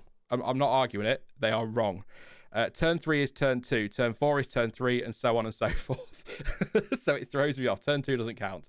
And as for Ocon, he ended up P12 today. Lap 35, passed Alonso at turn 1, then blocked Alonso on the run to turn 3, to which Alonso said, wow. Which was, very good. And at turn 3, ran Gasly wide as well. That was the point I was making there. So it's a point for Alpine. But again, as we've talked about the last few weeks, Stuart, it's really tense, isn't it? There's a real tension there at the team, and it's a concern for the rest of this season. I think I made the point a couple of weeks ago. Bruno Famine, I'm sure he will, needs to pull them both to one side, bang their heads together, and say, "You are here for the team. Chill." I know heat of the moment is difficult, but I just don't. They just need to calm down because they could have cost some points today, or a point today. The Ocon block on Alonso, that was looked at. I'm surprised that wasn't even a black and white driving standards flag, actually, because that did seem like quite a late move. But I suppose, yeah, it's very Ocon, and I'm one of. I said yesterday I'm one of the 5 Ocon fans in the world, so I do like the guy, but I think that was quite late on Alonso. But the stewards obviously didn't think that was the case. They just need to keep it clean because, as we've seen the last 3 races now, there's been points on the table. They can't afford to cost them those points. So I've got nothing. Can you tell I've got very little in my nose? I'm trying to fill a gap to make sure we mention them. But yeah, anything you've got on Alpine, Stuart? Well, I mean, not much on top of what you already covered with them, but I definitely think the work that team have done to get from where they were at the start to where they are now, and sort of being able to fight for the points, being able to get into Q3 with more regularity, those drivers just need to be doing what they can for that team to just maximize the point flow. There's no point going for personal glory. This is about getting that team as many points as possible as a whole, and whether that means letting a teammate through to maximize strategy, whether that means holding back so you can just move forward together as a team without slowing each other down, whatever it is, whatever kind of battle of egos is happening between them, I think needs to stop now, because they're not helping anyone, including themselves. Having said that, I'm glad things didn't come to as bad a blow as they did in sort of Monaco and stuff, but yeah, I think it's not. I think they're being a bit too bolshy with each other. I mean, it's entertaining as hell, but for the point of the team, I think it's not doing anyone any favors. I'm interested to see what they could do over the rest of the season in terms of getting more points, and I guess they're in a fight with Haas, really. But for 7th, maybe RB, depending on whether RB can sustain their sort of pace. But yeah, I mean. sixth is only 21 points up the road in the championship. So that's probably something they can aim at realistically, and they just need to work together and stop all this silliness. Yeah, just like I say, bang their heads together and tell them to stop it. There's a couple of good comments that I want to read. Some more serious than others, I think. Warren M says, love Sky's comments. What's Bruno going to do now? Sack Ocon again? Which I agree, that was quite a funny comment. I did like that one. Kevin says, he's a solid midfield driver, but Bestie gets a little too zesty at times. Love it. And Purple Zebra, redeeming themselves, says the investigation was whether he slowed Alonso to help Gasly, and the stewards rightly said, of course he wasn't helping Gasly.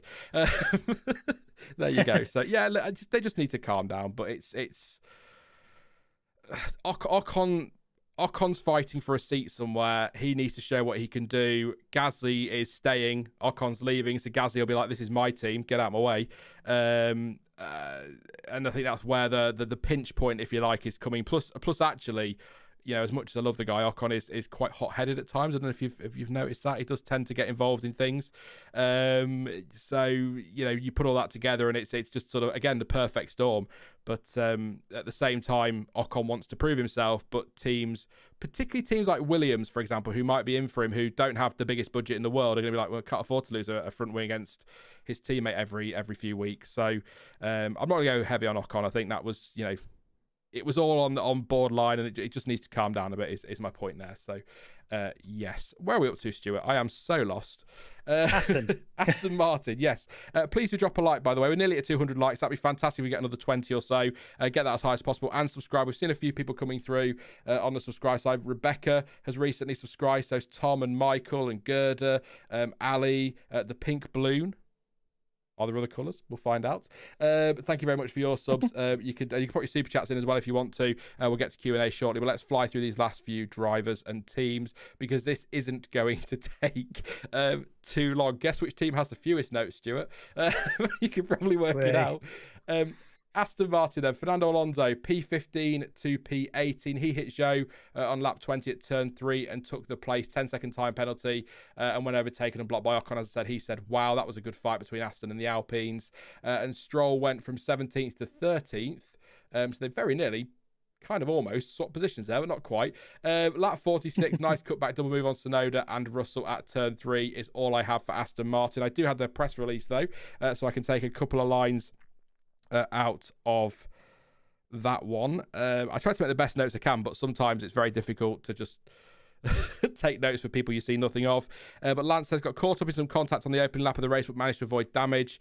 From that point on, my afternoon was mainly about managing tyres to make a two-stop strategy work. And Fernando Alonso said it was a tough day for us, as expected. Okay. We didn't have the pace, so we were trying different strategies to mix it up.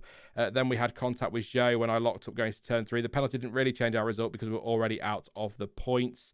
And Mike Crack says today's results is a reflection of our car pace this weekend. We did not give our drivers a car to compete for points. We knew this run of races would be challenging, but we need to focus on the future and get through this phase. Fernando Alonso very much cutting a frustrated figure at the moment at Aston Martin, I would say. Probably doing the best he can with that car. Stroll probably doing the best he can with that car, but you know, I don't know what's happening with Aston. I can't put my finger on it. They're just not where they, I guess, expect to be coming into this season. They've not made, you know, they made a big step forward last year. Was hoping they'd build on that, and they haven't. So it looks like it could be a bit of a struggle in Silverstone as well, but not much on Aston today, I'm afraid.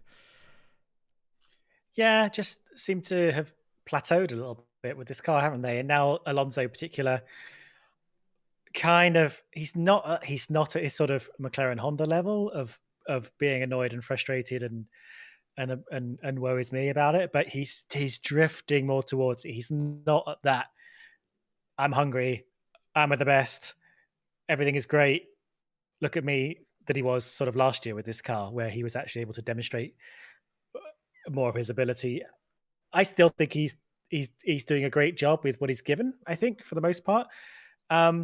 Unusual of him, I think, to make a mistake fighting. I think he's one of the best wheel-to-wheel racers at judging positioning of the car, levels of aggression. Like, what he needs to do, and just tapping Zhou, not too aggressively. I think just going in a little too hot and tapping Zhou. I think unusual from Alonso, but yeah, his fault.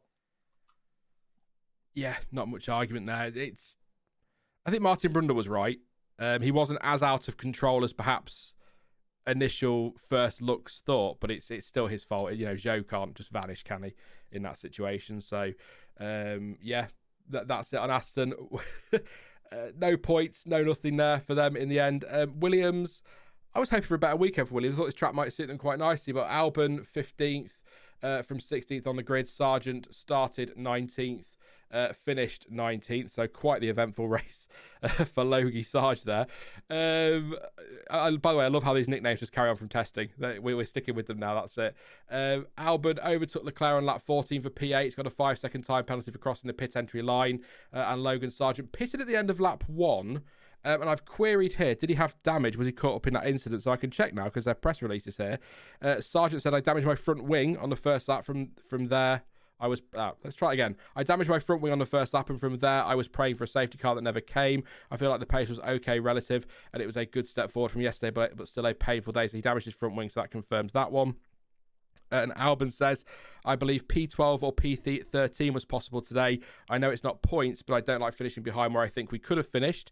With the pit stops, I lost a lot of time either fighting with cars, then boxing straight afterwards, or coming out into dirty air. I don't think it was easy out there with it being a short track and pit stops being a bit trickier. And I know it was my fault for crossing the line, but it's still frustrating. So that is what they've said down at Williams. Anything to add, Stuart? I think it's a particularly the short nature of this track is particularly hard on the back end of the field, who are going to more frequently have to move out of the way of faster cars who are trying to lap them and just be out of place and just acquiesce to the race leaders. I think so. It's going to be hard for them. I was interested that Williams chose to change the entire setup of Albon's car before the sprint, essentially. Taking him off the grid and giving a pit lane start, sacrificing what, albeit it wasn't a great sprint qualifying. But I wonder if we're going to see more of that kind of thing in future, where teams and cars who think they aren't going to score points in sprint will just choose to use it as almost like a test session. So start from the pit lane, change the spec of the car, and look at using the sprint to set the car up and keep the momentum going for the actual qualifying and Grand Prix part of the weekend. I think that's maybe some interesting foreshadowing as to some options available going forward. But otherwise, yeah, they're kind of, I guess they weren't on the boil, but they kind of feel that they've been slightly more off the boil than they were. They're kind of in a bit of a struggle zone at the moment. They're not awful, but they're not great. And you have to start questioning which direction Williams are going in again, when they did feel like they were sort of going up a bit, but now it's a very competitive field is the problem that we've got here. But yeah, not too much to add really. And Sargeant was doing his thing, I guess. He was there, and that's all we can ask. He was there. Last up then, and I hope you've all put a few hours aside here so we can talk about Sauber, because there's just, as always, so much to get through. Bottas started 18th and finished 16th. Zhou finished 17th from a pit lane start, and he was hit by Alonso on lap 20 at turn 3, as I've already touched on. He lost place and rejoined, but obviously Alonso was penalised for that. That's the way I saw it. Yeah, that's it. So just in terms of the press releases, wasn't the easiest weekend according to Bottas. That's a Saturday one. What am I about? I'm reading the Saturday report. Well, that's no good. It's Sunday. I mean, it's something, I guess. That's I've got that is honestly all I've got on Sauber. So I just checked Twitter, but I'll reiterate the point I made yesterday, I guess, then, that actually they just feel like a team that is sort of just going through the motions now ahead of 2026. And if you're a Sauber fan, and there are a couple that follow the channel, it could be a tricky 18 months, I suspect. But yeah, nothing really even on Twitter. Just little highlights of the race when they pitted and things like that. So, not sure. Pascal, who is our resident head of the resident Sauber fan committee. I don't know where that came from, but there you go. Thank you very much for your super chat, mate. Says, great stream as always. Thank you very much. Though a tough weekend for Sauber. Actually not finishing last today is better than in the sprint. Not much pace in the car and high tyre dead can only get better at some point. So thank you very much, Pascal, for some comments there to help us get through the Sauber bit. But it's a good point, actually, because Zhou was well cut adrift, wasn't he, in the sprint? So whatever setup changes they made perhaps worked for him quite nicely today. Because although he was still 25 seconds behind his teammate, obviously had that incident with Alonso, potentially some damage maybe even there. He wasn't cut adrift in last place, so that's progress from yesterday. I guess is that. I'm not being sarcastic when I talk this about Sauber. I just genuinely don't know what to say. So probably best that I go to Stuart, and if Stuart's got nothing to say, then we'll leave it there for Sauber. No, I mean, the only thing I do note during the race is how glaringly obvious their car is on track. So I do notice them just not doing anything in particular. They're just in a very tricky place, aren't they? I hope they get some points at some point in the season. Just a little something, like something goes right for them, a track suits them or something. Because I'd hate for them to just be treading water for the next year and a half. You got to ask yourself, what Audi want them to be doing, through the rest of the season, through 2025, what preparation they need to be getting on the case with before that team's taken over. Because I'm sure, well, I guess in 2026, it's a whole different car, a whole different program from scratch. So it doesn't really matter too much. But I feel like Audi don't want to be inheriting this as they are. I think they'd like to be looking like they're on the up and up. That is not what that phrase means, but you don't know. Yeah, moving upwards. I guess, I'm not very technically minded, but I suppose what Audi want them to be doing is ultimately not this. I suppose is really, that's it. That's the insight. That's all people need. We can all go home happy now. That's it. Just not this. Yeah. Hopefully they can step it up, but obviously not going overly well for Sauber at the moment. It's a shame because I do like that team. They're one of those underdog teams, aren't they? And some seasons they really punch above their weight, and other seasons they just don't really do an awful lot. So hopefully some points, like you say, Stuart, before the end of the year. If anybody has any questions, please do pop them in chat. We'll answer a few for the next few minutes, and then we'll wrap it up for today. Last I checked on the football, England were losing, which is hilarious. Sorry, I know I know you're a massive football fan, Stuart. I know it's really your thing, so I don't want to put a downer on it. But yeah, they're losing, which is quite satisfying. And people go, "Hang on, Sean, you're English." Yeah, it doesn't mean anything. Trust me, it doesn't mean anything. Yes, any questions? Pop them in chat. Please drop a like. One away from 200. Come on. Hit that like button and subscribe as well, so you don't miss out on the content next week and coming up as we hurtle towards the summer break. I did say yesterday, Stuart, in the qualifying watch along, the first few races this season felt, so the first 4 or 5 races, the season already felt really long. Yet a few races later, I still can't believe we're this close to the summer break. It suddenly started flying by, and I think that has a lot to do with the fact that now we're getting fighting up front. Max still looks like he's cruising towards the title, but it's not going to be easy for him from here on out, and there is going to be a challenge, and that makes things interesting. You've got McLaren in the mix, Ferrari when they can be bothered. They turn up and they're in the mix. Mercedes are making progress, and that's fantastic. And it's sort of, even if Max Verstappen wins every race between now and the end of the year, Silverstone onwards, if he's got somebody chasing him down within a couple of seconds every race, and one mistake could cost him everything, that keeps it entertaining and worth watching. So I think that's part of it, but also I think age plays a part in that. Soon be Christmas and all that. Yeah, it does feel like we've got a long old slog ahead of us, in both a good and a bad way. I think there are some elements of the fact that we've only just got to Spain, which makes things feel really long, because Spain was normally like the 4th race or 4th or 5th race in the calendar, and it just seems bizarre. We've just last race we only just turned up there. Some of the calendar shuffles have made it seem a bit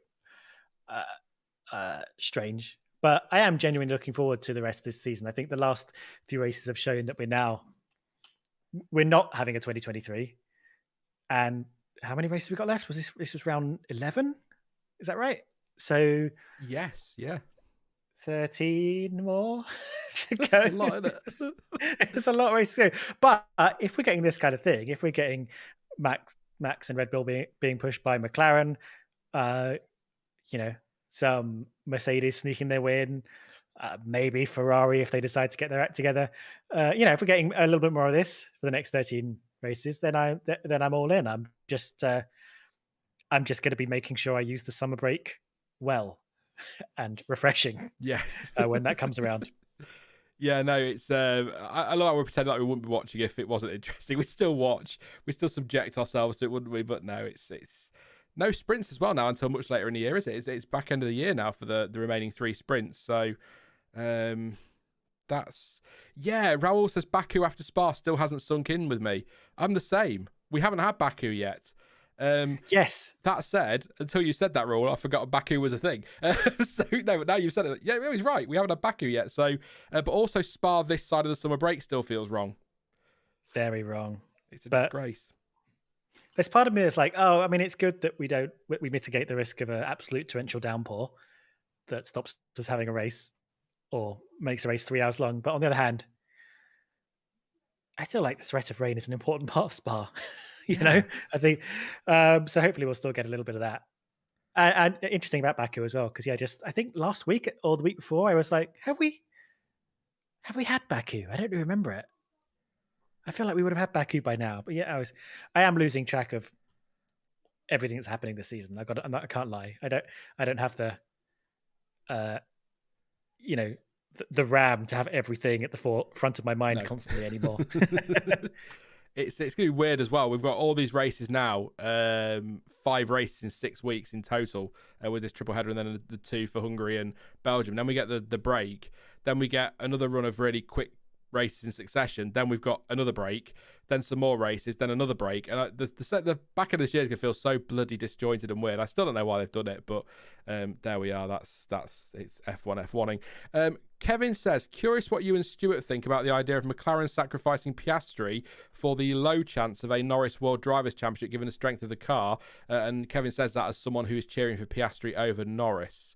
Same, Kevin. But no, it's a good point. If there's an outside shot of Norris winning the title, do you think maybe,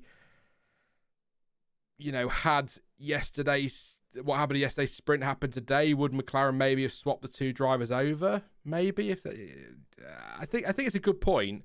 And I think if Norris, maybe see where we are at the summer break. If Norris has got an outside chance, let's say he wins Silverstone and wins one of Hungary or Belgium, then maybe that conversation could be had. I don't think right now that would be something they do. I think they're concentrating on the constructors, and they've got a chance at that as well. Might need quite a haul and a bit of luck, but they're in that fight. But I think it's a good point, Stuart. Do you sacrifice Piastri, given the gap in the championship he has to Verstappen versus Norris to Verstappen? But I will make the point immediately before anyone says, well, don't be ridiculous, there's no championship fight here. I don't think there's a championship fight, and Kevin's basically said the same there, but it's a fair point. Yeah, I don't think at this point they're going to be looking to do that. If some miracle happens where McLaren for the next 8 races become the much faster team, get a bunch of wins in, the gap closes right up, and then I think we'll be getting some sort of preferential treatment to, let's presume, Norris because he's closer. Having said that, I do wonder if, and this isn't necessarily sacrificing someone, but if what was happening in the sprint was happening during the race. So yesterday in the sprint, the sort of over the opening laps, Lando and Piastri fought with each other, and that let Verstappen get away, and ultimately Piastri overtook and came second. If that was today, I think they would value the race much more highly than they do the sprint. I don't think the sprint is that highly valued by teams and drivers at the moment. You could sort of see it in the way they approach and react to it. And I think they really want race wins. I don't think they're necessarily thinking about winning the championship. I think that's on the edge of their mind as we'll see what happens. But I think they really want race wins. And I don't think they would have been as happy with letting Max get away while they squabble amongst themselves. I think they would have told them to calm down at least and and focus on Max Verstappen, possibly. So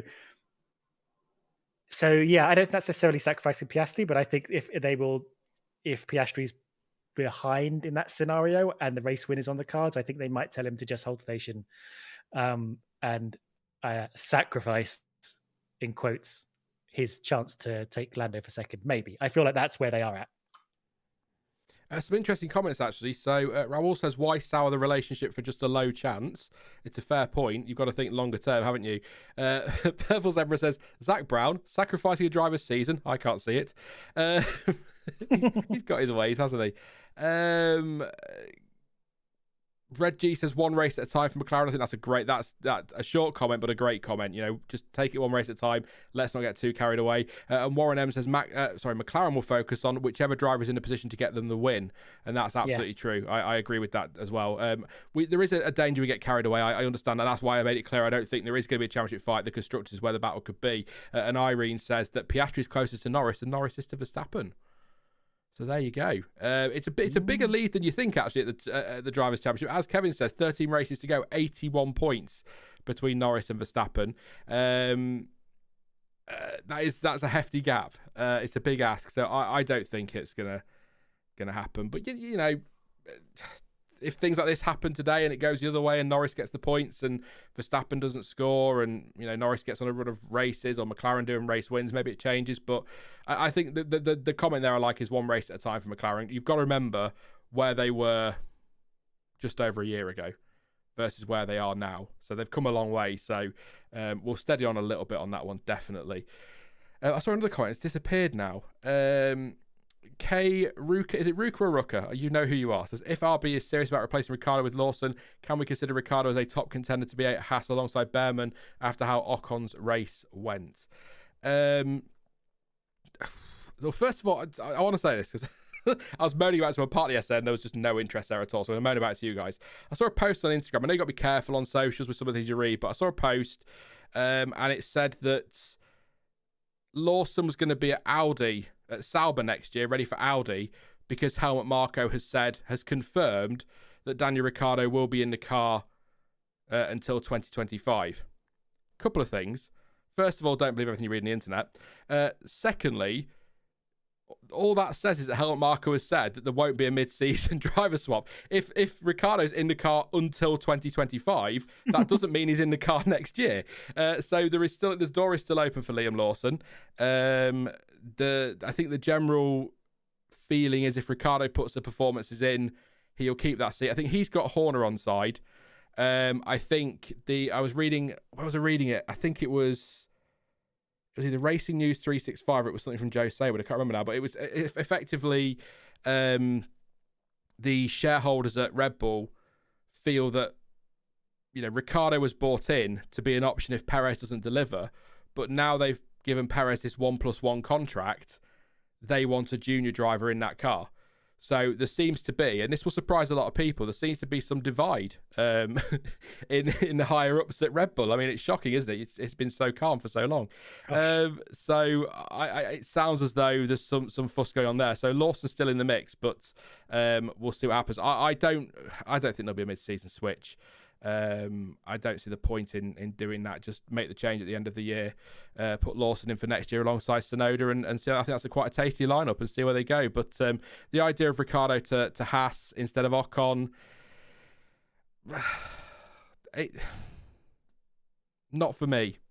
And it's nothing against Ricciardo. I'm sure he's great, but I think I just don't see. He had a great weekend, by the standards that he set himself this season. He's had a great weekend to get P9, beat his teammate. It's a couple of points. He deserves a lot of praise for that. But that's not happening consistently enough for me to go, get him in another car. I think Ricciardo said it himself, actually, Stuart, this week, didn't he? If he's not in an RB next season, he won't be anywhere. So I wouldn't put him in the Haas. I would still go. Ocon's a bit younger. He's still got experience. Yes, he's a bit crash happy at times, but so is Kevin Magnussen. They've stood by him, so there you go. But I do like the idea of sort of Daniel Ricciardo being a good mentor for Behrman, maybe. So that's maybe something to factor in. But I think if I was picking between the two, I'd still go Ocon over Ricciardo, which I know might be quite controversial. But I'll leave it there and run away. Yeah, I tend to agree. I won't say too much and waste time. But yeah, I think honestly, as much as I love Ricciardo, I don't think he's top of anyone's lists right now for next season, other than the idea sort of just being a known quantity for RB to carry on with. But I just I don't think people are particularly looking at Ricciardo now when there's a lot of hot people to sign up, junior and current. Yeah. Perez says Ricciardo wants to be paid too much, allegedly. Yes, of course, absolutely. The wage is going to be an issue there, aren't they? Potentially. C64 says, remember McLaren haven't won anything since 2008. Championship-wise, no, you're right. Well, Ferrari haven't won anything championship-wise since 2008. I still love them though. It's tough. Reggie says, imagine Ocon and K-Mag as teammates. Giuseppe says, Bearman or something, ? It'll be the rumour is that Ollie Bearman will be announced this coming week as a Haas driver for next year. I say rumour, and I stress the word rumour because we've had a lot of this is getting announced this week. My sources are telling me this is going to get announced this week, and then, oh no, they've decided not to say anything this week. We'll say it next week. So take that with a pinch of salt. We'll see what happens in the build-up to... It'll be a good weekend to announce it, his home Grand Prix. But we'll see. But it looks like Bearman and what happened to... did you watch the F2 today, Stuart? What happened to Bearman? I missed anything after the race. Yeah, I don't know. I don't know exactly what the issue was, but it was a sort of engine-y kind of issue to kick about. He has had the worst luck. I know he had a great Saturday, but whew, goodness me, I think not a great season for him, is it? He has finally scored more points in F2 than he had in F1 though, so that's... Or no, that's not the stat, is it? It's higher in the championship, sorry. Which I think he is now. He's like 12th, I think, in F2 or something, 12th or 13th. Dropped today because of Hulkenberg's points. Screen. So, I meant in F2, but yeah. In F1, he is now 14th on 6 points. Yeah, so I think that has been moved. Irene says Bearman had a DNF with an engine issue, there. So he was mechachromed, as Jonty would call it. A couple more questions then, and then we'll round up for today. If there's anything we missed, by the way, and you want us to talk about from the race, we're not going to go back over the Norris and Verstappen stuff again because we've been there. That was why we were quite a way into the order after about an hour, or not very far into the order after an hour. So Raoul says, oh my God, England, so I don't know what's happening there, but we'll see. Black Hawk says, what do you think... Just thinking about Bearman. Yeah, think about Bearman. What do you think the chances are that TV will not be allowed to talk about Silverstone ticket prices being one of the reasons for it to not be a sellout? Sky aren't going to blame that. I think Crofty likes to jump to the defence of Silverstone for that quite a lot, so I don't suspect we're going to be hearing too much about ticket prices this weekend or this coming weekend. It'll be more about, Max domination is bad for F1, having just had Max versus British driver Lando Norris battling for the last few races, so... I think that's a nonsense argument. People still turned up when Schumacher was dominating. People still turned up when obviously when Hamilton was dominating, but you know the point. But it was still a sellout last year when Max Verstappen was dominating. So it's such a crap argument. It really is. It's just they've kept popping the prices up, which is fine, supply and demand, but they've maybe gone a step too far this year and people can't afford it. So next year, don't be surprised if we go back to maybe somewhere in between, and they'll keep sort of popping up by a few quid here and there until they reach the breaking point, then come back down again. The world's great. Greedy. When will Logie Bear get the heave-ho, says C64. I suspect end of this. There's still this Antonelli thing floating around about him being in the car this year in a Williams and getting a few races towards, maybe the second half of the season. But I already think, and we won't get into it too much, we talked about yesterday, but I already think that it's a bit quick for Antonelli anyway next year. So putting him in this year will be bonkers. But I guess actually, with respect to Logan Sargeant, in a way, what have Williams got to lose? If Mercedes say, here's a few quid, can you take him for the rest of the season after the summer break? They've not really got a lot to lose. He's not going to be... It sounds terrible, but you know what I mean. He's not going to be much worse, is he? It can't be much worse. It's not been great for Sargeant, but I think... would you be... I feel like this is such a stupid question, Stuart, and I'm so sorry. I feel like I'm insulting your intelligence with it, but do you expect to see Logan Sargeant on the F1 grid next year? No. I think he knows that too.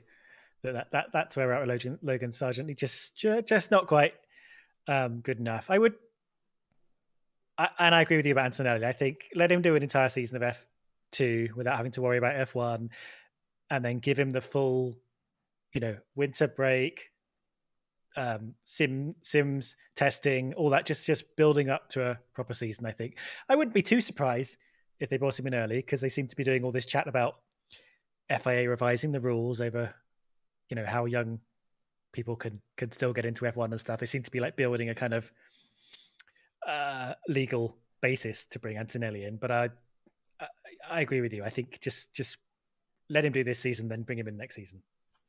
Yeah, as RC Parker sort of making the point as well in chat that it could be this whole super license thing could just be that Williams and Merck want to run him in FP1s this year.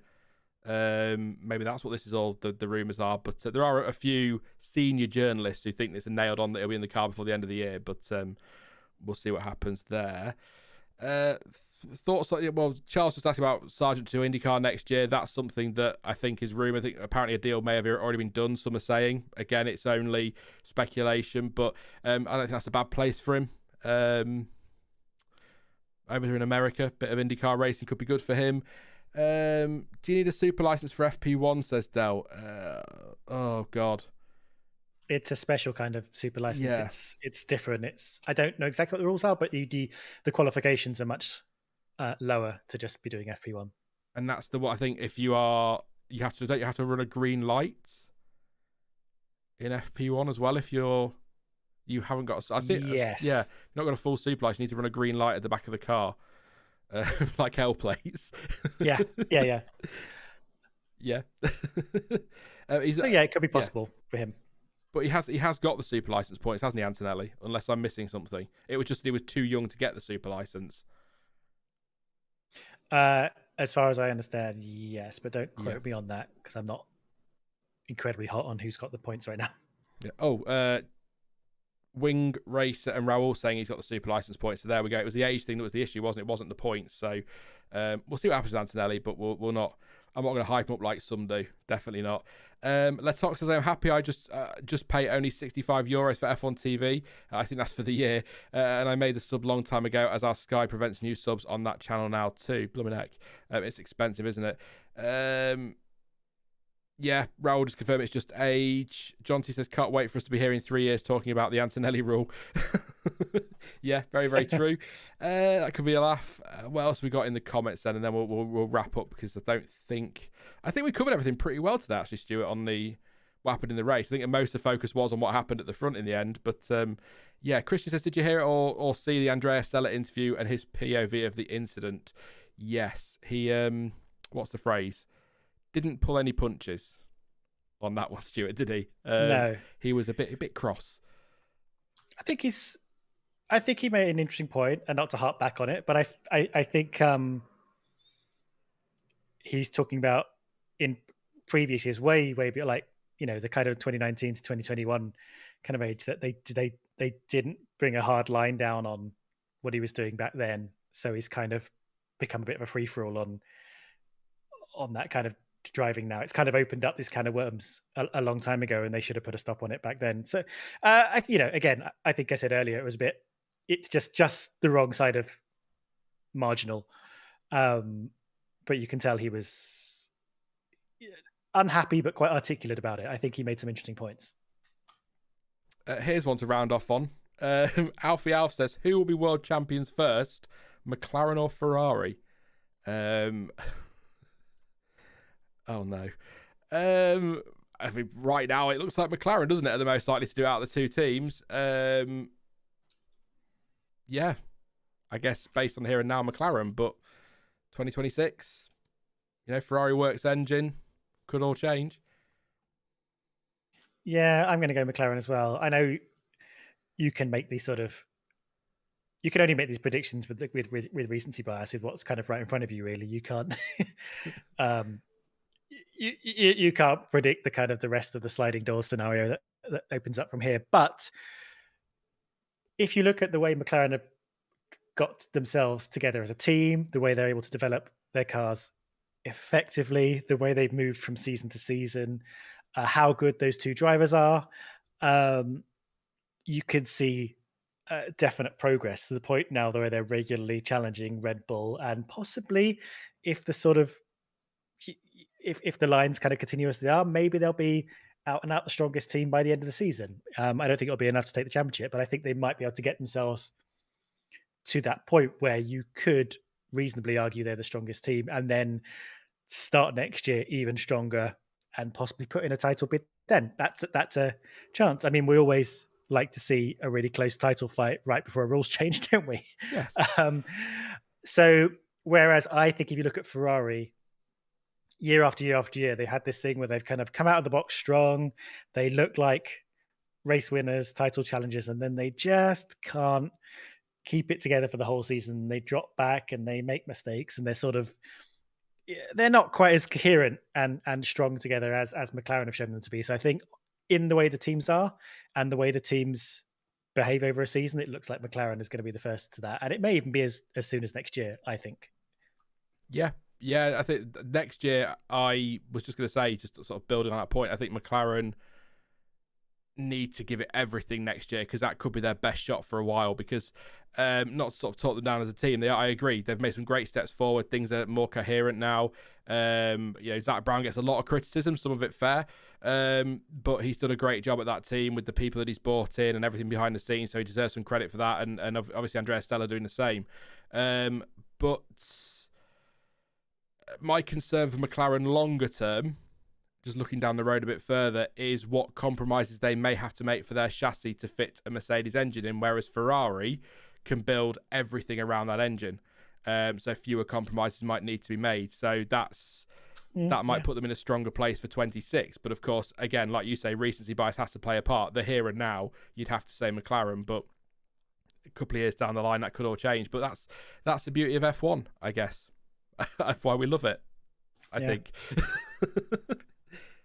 There is now this very interesting position we're in. I remember us talking at the beginning of the season, maybe even including the testing part, where we kind of assumed 2024, 2025 were Red Bulls to take. No one was close to them. That's basically, there's not going to be much development between now and next year. Everyone's going to be looking towards 2026. It's kind of going to be like we kind of watch it go by, see Max take another 2 titles, and then see where we are in 2026. But it's not, I don't think that's where we are anymore. Now I think Red Bull have to enter 2025 concerned and keep up the pace of development and not rest on their laurels and look towards 2026. I think it's going to be interesting. I think there is potential for a sort of 2021 situation here. Not to get too excited. I know we're off topic of the Austrian Grand Prix, but It's fine. But we'll leave it there, though, Stuart. So that's. I'll tell you what. In chat, while I'm just signing off and saying goodbye to Stuart, who do you think is most likely in the coming years to win a championship first, McLaren or Ferrari? Interested to see what you all say. I'll keep an eye. I won't do any shout outs. It's getting late, but I will keep an eye on the chat. But yes, thank you very much, Stuart. It's a pleasure as always to talk to you about some racing. I'm glad that. Verstappen fans and Norris fans won't be glad, but I'm glad something happened towards the end there. Otherwise, this would have been a considerably shorter stream with not an awful. Basically, everyone a bit like Sauber in the end. But yeah, no, a pretty okay race in the end. And I'm looking forward to Silverstone next week. And I think McLaren, based on their performance there last year and the track characteristics, could be even closer to Red Bull. And that's my early prediction. So I'm quite excited for Silverstone this year. Yes. Pleasure chatting to you as well. Very interesting race. And congratulations, of course, to George Russell, who I keep forgetting has actually won the race. Poor George. I hope he gets to celebrate and people give him some focus as well. But yeah. I'll see you next week for hopefully a very exciting British Grand Prix. Yes, fingers crossed. Thank you so much again for joining me. I'll talk to you, if not before, then next Sunday. Ta-ra. Cheers, Stuart. Bye. Thank you very much to Stuart and to you guys as well for joining me. Looking forward to next week. Should be good. Of course, as I say, I will be back on Thursday. What on earth is happening there? That's the wrong screen. That's why, Sean. Let's go to the end screen. Try that again. I'll be back on Thursday with the preview for the 2024 British Grand Prix. And of course, live with the qualifying watch along on Saturday and the race reaction shortly after the Grand Prix on Sunday. So please do drop a like on this stream before you go. That'd be massively appreciated. And don't forget to subscribe as well so you don't miss out on everything coming next week. And also, what's coming as we approach the annual summer break. Yes, it really is that time already. But as ever, thank you for watching. I've been Sean. This has been the F1 Word. And until next time, goodbye.